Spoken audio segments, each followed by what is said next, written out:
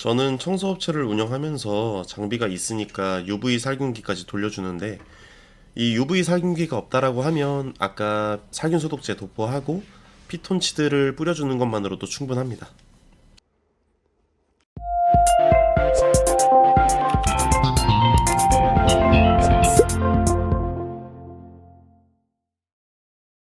안녕하세요, 허니룸케어입니다. 오늘 영상은 셀프로 침실을 청소하는 방법이라는 주제로 영상을 만들어 봤어요.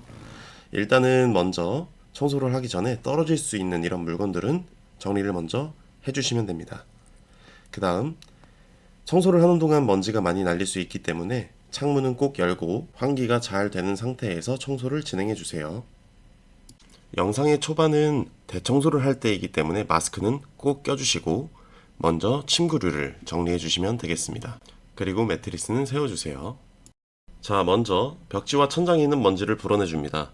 저는 장비가 있지만 장비가 없다면 헤어드라이기나 송풍기로도 가능합니다.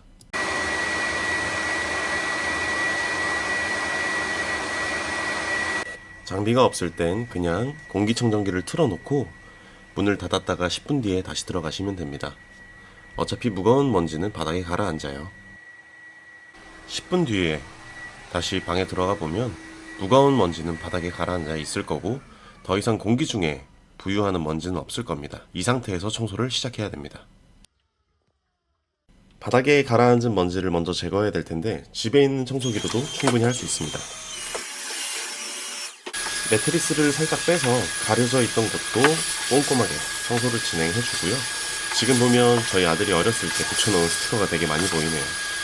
사이사이에 끼인 먼지도 꼼꼼하게 제거해 주시면 됩니다. 청소를 하는 목적이 대청소가 아니라 단순한 관리 차원의 매트리스 청소라면 여기서부터 진행해 주셔도 됩니다. 그리고 물론 집에 있는 가정용 장비로도 작업이 가능합니다. 앞에 브러쉬가 빠르게 회전하는 회전 브러쉬, 그러니까 침구 청소 툴이 있다면 그걸 이용해 주시면 되고요. 또 하나 제가 말씀드리고 싶었던 건 에어컨 청소 같은 경우에는 대부분 반드시 해야 된다고 생각을 하시는데 그에 비해 매트리스 청소는 꼭 해야 되나? 이런 생각을 하시는 것 같아요. 근데 따지고 보면 에어컨은 1년에 반, 6개월 정도밖에 사용을 안 합니다. 그에 비해 매트리스는 365일 내내 쓰기 때문에 오히려 더 관리를 잘해줘야 된다고 생각합니다. 매트리스의 상태를 점검하기 위해 이렇게 물티슈를 준비해 봤습니다. 저도 이번에 영상을 찍으면서 거의 6개월 만에 대청소를 하는 건데 맨 처음 한 번만 제대로 관리를 받으시면 그 다음부터는 비교적 쉽게 관리가 가능합니다. 매트리스에서 나온 섬유 부스러기 이물질입니다. 그리고 물론 가정용 장비로도 이렇게 테스트를 해볼 수가 있는데요. 물론 전문 장비가 장비의 성능이나 효과는 더 뛰어나겠지만 가정용 장비로도 충분히 이물질을 제거하고 진먼지 진드기를 제거하는 작업은 가능하다, 효과가 있다라는 걸 좀 보여드리고 싶었습니다. 이어서 청소를 진행해 볼 텐데 매트리스를 청소할 때는 구역을 반반 나눠서 위에 반 그리고 나머지 밑에 반 이렇게 청소해 주시는 게 효율적으로 청소할 수 있는 방법입니다. 그리고 매트리스를 청소하는 동안 처음에 빼놨던 침구류들은 세탁기나 건조기에 있는 이불 털기 기능을 이용해서 털어주시면 좋습니다. 처음에 깨끗한 물을 받아서 시작했는데 벌써 이렇게나 많은 양의 먼지가 나왔습니다. 매트리스 청소를 완료했다면 이제 바닥과 집기를 간단하게 청소를 해줘야겠죠. 청소를 진행하면서 집기를 다시 원위치 시키면 이제 거의 청소가 끝나가고 있다고 보셔도 되겠습니다. 요즘에는 그래도 어린아이를 양육하거나 반려동물을 키우시는 분들이 진먼지 진드기가 얼마나 해로운지를 좀 알고 계시고 또 이제 이런 침구 청소의 중요성을 점점 더 많이 느끼시는 것 같아요. 그런데 문제는 뭐냐면 어느 순간이 되면 이거를 조금 놔버립니다. 아무래도 번거롭고 귀찮은 작업이다 보니까 청소 자체는 조금 이제 우선순위로 두지 않고 이불 빨래를 자주 한다거나 세탁을 자주 하는 걸로 조금 합리화를 하는 것 같아요. 하지만 청소와 빨래는 분명히 다른 영역입니다.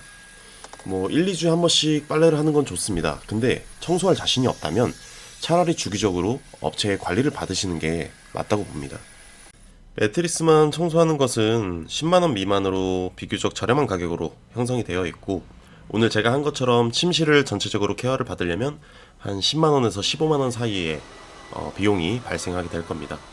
한 번만 제대로 관리를 받고 나면 그 다음부터는 비교적 관리가 쉬워진다고 아까도 말씀을 드렸는데, 그 관리가 쉬워지는 이유 중에 큰 요인 중 하나는 방수 커버의 유무입니다.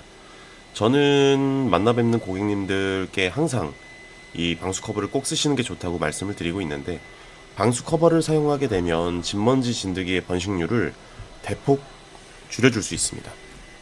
진먼지 진드기만 줄어들더라도 이제 기관지나 호흡기 질환, 비염, 천식, 그리고 피부 트러블, 아토피 같은 것들을 상당히 개선해 줄 수 있다고 뉴스에서도 수없이 얘기를 하고 있기 때문에, 이런 부분을 신경 쓰고 계시다면 한 번쯤 고려해 볼 만하지 않나 이런 생각을 합니다. 아까 테스트용으로 물티슈에 집진해 나왔던 먼지들입니다. 이걸 현미경으로 체크해 볼 텐데 6개월 만에 청소했다고 보기에는 믿을 수 없을 정도로 적은 양의 이물질이 나왔죠. 진먼지 진드기가 없는 집은 없다고 보셔도 되는데, 다만 많냐 적냐 그 차이일 뿐입니다. 너무 많은 양의 진드기가 있다라고 하면 당연히 인체에 해로우니까 관리를 해주셔야겠죠. 이제 청소가 어느 정도 마무리되었고 살균 소독제를 도포합니다. 제가 사용하는 거는 미생물로 만들어진 바이오 살균 소독제지만, 일반 가정집에서는 미산성 차염수산수를 살균 소독제로 사용해 주시면 됩니다. 그리고 피톤치드 같은 경우에도 연무기가 없다면 그냥 분무기에 담아서 가볍게 뿌려주시면 됩니다. 연무기를 사용하신다면 천장에 있는 화재 경보기를 꼭 체크해 주셔야 됩니다. 열 감지기는 괜찮지만 이런 연기 감지기는 꼭 빼고 뿌려주셔야 됩니다.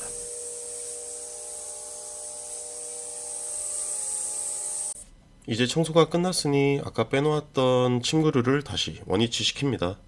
그리고 아까도 언급했지만 침구류는 한 번쯤은 꼭 털어주세요. 그 털어주는 거 정말 중요합니다. 깔끔하죠? 이불도 요즘 어머니들의 핫 아이템 베베멜리색이거든요. 저는 청소업체를 운영하면서 장비가 있으니까 UV 살균기까지 돌려주는데, 이 UV 살균기가 없다라고 하면 아까 살균 소독제 도포하고 피톤치드를 뿌려주는 것만으로도 충분합니다. 그리고 공기청정기를 청소해 줬습니다.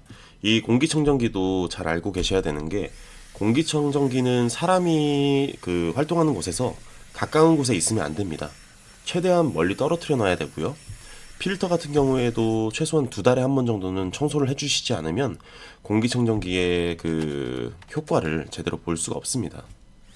저도 교체 시기를 놓쳐서 헤파 필터의 수명이 다 했는데 이제 주문을 해야 될 것 같습니다. 헤파 필터는 먼지를 붙잡고 있는 종이 재질의 필터이기 때문에 수명이 다하면 효과가 없겠죠.